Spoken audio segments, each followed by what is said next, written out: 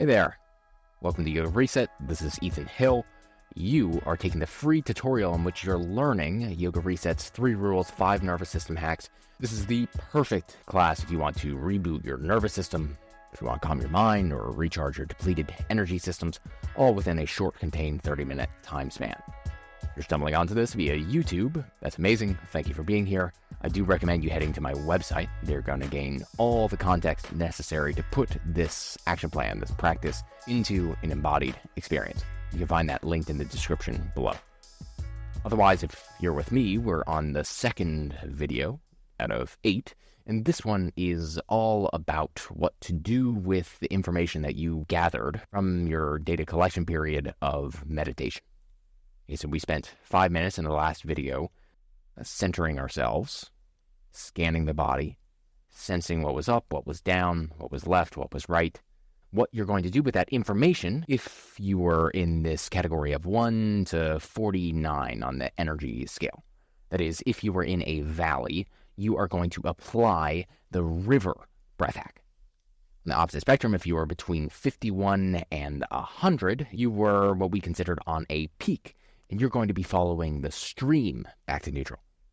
And of course, if you landed at a perfect 50, please teach me what you're doing, and you don't need this. All right, let's learn. First, we will start with the river breath practice. Again, this is if you're downregulated, if you're too exhausted and you need a quick boost in order to become yourself again. More or less, this is how it's going to work. You're going to take a deep breath in, you're going to fix your posture, and you're going to imagine everything in your body radiating outwards. And you're just going to maintain it. It really is that simple.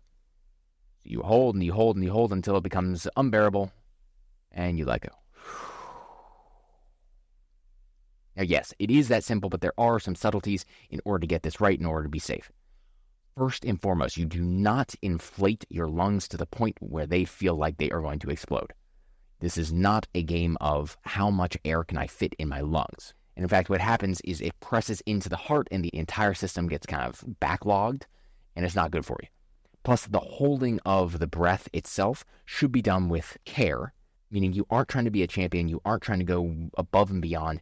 Your circulatory and respiratory system interaction is largely dependent on the chemistry of your blood. And when you hold your breath and you push way past the point of discomfort, you're going to get all out of whack. We want you to be in homeostasis. Let's try one more time. But first, before we do, I want you to close your eyes and I want you to imagine a sphere.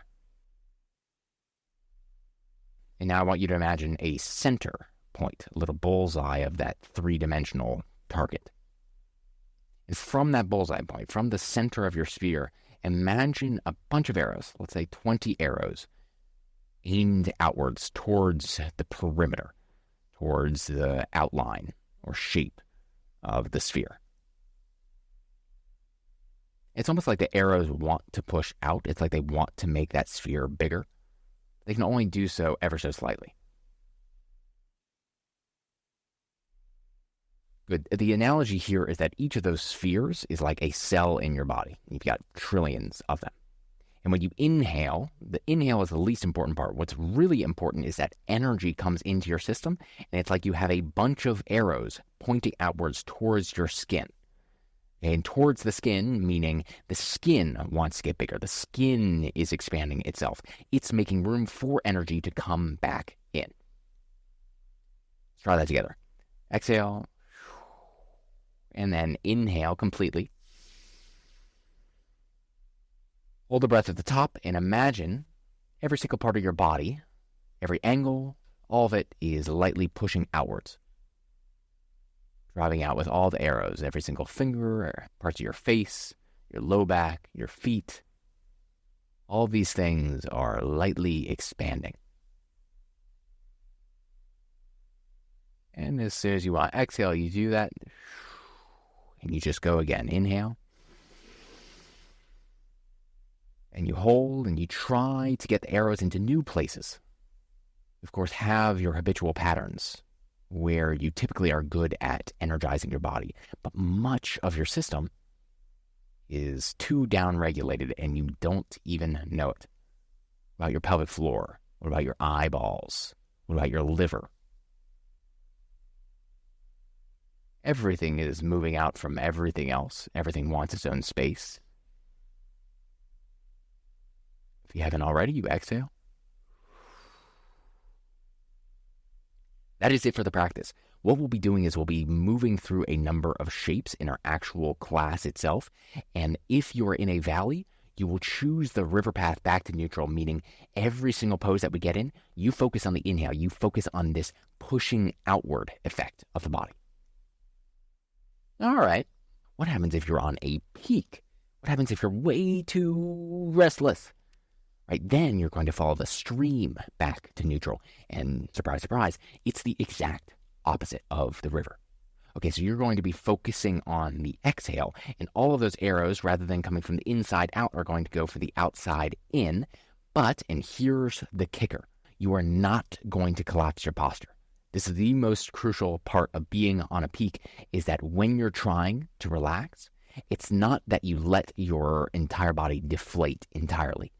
Instead, just your extremities, which is to say your spine is very, very strong.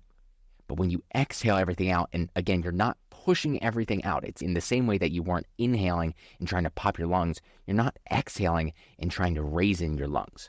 Instead, you just want to be at a comfortable resting exhale.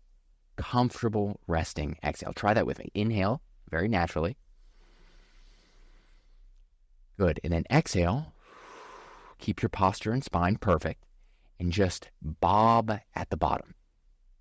No pushing air out, just resting, and turning off all muscles in your body. Imagining like a light massage on all areas, on every single cell, arrows pointing towards the center. Whenever the inhale comes, you let it come. And I will say, in this particular one, for biological reasons, it's harder to hold our breath on the exhale than it is the inhale, so you might have to breathe more frequently when you're doing a stream practice. That said, it's going to be the exact same mechanism as when you are in a valley. We're going to get into a number of different shapes during our class, and your job is to exhale, hold it at the bottom. Whenever the breath comes in, you let it come in, and you dive right back down. Now, okay, you might be wondering, what happens if I don't know how I feel? Or, oppositely, what happens if I start feeling too upregulated halfway through the practice? Well, then, you just switch. I'm not trying to create some prison around your practice itself. I'm not saying you have to do it this way or not. In fact, you can hold the breath on the inhale and hold the breath on the exhale if you like. My goal is to teach you how to regulate your own nervous system. Regulate your nervous system via the breath, and you regulate your breath via life force itself, which comes from your conscious willpower. So your job is to remain as focused and as centered as you possibly can as you do the inhales and holds or exhales and holds. Got it? Coincidentally, recentering is a nice segue to our final rule called the Eastern Star. It's going to help you put all this into perspective. So go ahead to the next video, to the next page, give that a listen.